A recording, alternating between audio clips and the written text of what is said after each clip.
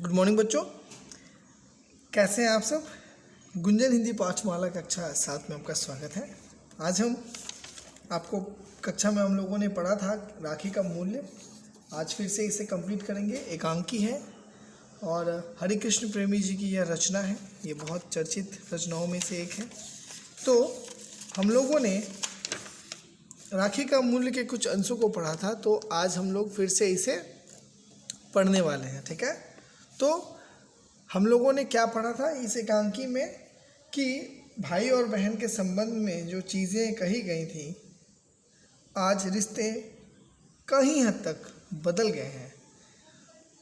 महज भाई और बहनों के आपसी प्रेम को एक रिश्तों की मधुरता कहें या उसकी करवाहट एक धागे ने जोड़कर रखा है ना, जिसे राखी कहते हैं।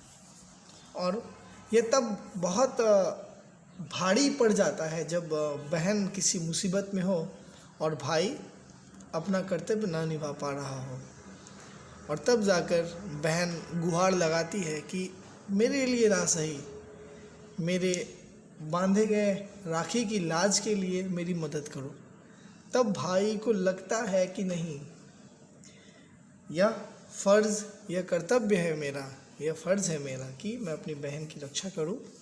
और ऐसे ही श्रृंखलाओं में एक चित्तौड़ का एक दृश्य है जिसे फिल्माया गया है, दर्शाया गया है। इस एकांकी के इस एक अंक में यह बताया गया है कि कैसे राखी और उसका मूल्य निभाया जाता है। तो चलिए बातों बातों से आरंभ करते हैं। हालांकि हम लोगों ने इसे पढ़ा है, फिर भी बातों बातों में भाई बहनों से जुड़े कौन कौन से त्यौहार हैं, विभिन्न त्यौहार क्या सीख देते हैं, हुमायूं कौन था। इस एकांकी में रानी कर्णावती द्वारा हुमायूं को राखी भेजकर मदद मांगने की कथा का वर्णन है। राखी मिलने पर हुमायूं शत्रुता भुलाकर चित्तौड़ की रक्षा के लिए सेनाएं भेजकर राखी का मान रखते हैं। तो हालांकि उन चित्तौड़ की महारानी और हुमायूं का संबंध दूर दूर तक नहीं है, लेकिन एक बड़ी और एक बहन का कर्तव्य निभाने के लिए वो मदद कैसे मांगती हैं, तो एक राखी भेजकर उन कच्चे धागों का मूल्य चुकाने के लिए हुमायूं अपनी सेना भेज देते हैं, ताकि उनके मुंह बोली ही बहन सही, ताकि राखी के मान को रखा जा सके। ठीक है, ये कुछ पात्र हैं। ये पात्रों के आधार पर इस एकांकी का विस्तार होगा। इस एकांकी को लिखा गया है। तो पात्र परिचय देख लेते हैं। रानी कर्णावती ततारा खां के रूप में हैं। बाघ सिंह हिंदू बेग हैं। जवाहिरा बाई हैं सिपाही, और हुमायूं हैं दूत। और दृश्य है पहला। और इस पहले दृश्य में क्या है, तो पहले दृश्य में पहला स्थान आता है चित्तौड़ का भीतरी भाग। मतलब चित्तौड़ एक राज्य है, उसके भीतर का दृश्य फिल्माया जा रहा है, आपके सामने रखा जा रहा है। महारानी कर्णावती, जवाहिरा बाई और बाघ सिंह बैठे हुए बातचीत कर रहे हैं।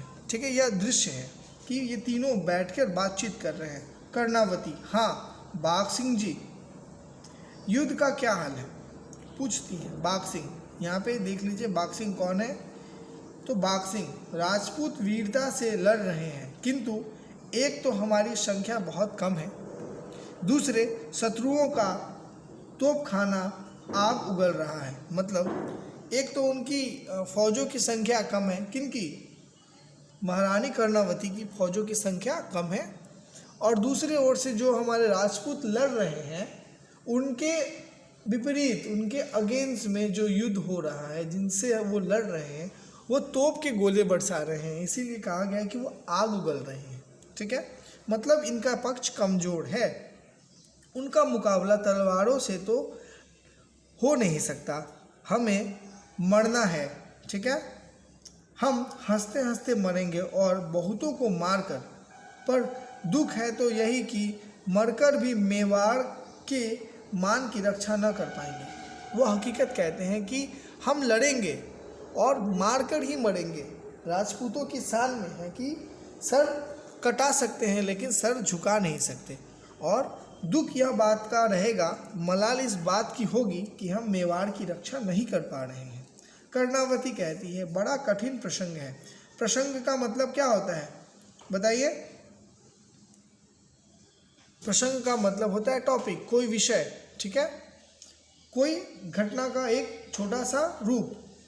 इस समय मेरे स्वामी नहीं है, नहीं तो उनके रहते मेवाड़ की ओर आंख उठाने का हिम्मत किसमें साहस था, या किसी में साहस था कि वो मेवाड़ की तरफ आंख उठा दें। उनके पति अभी नहीं हैं।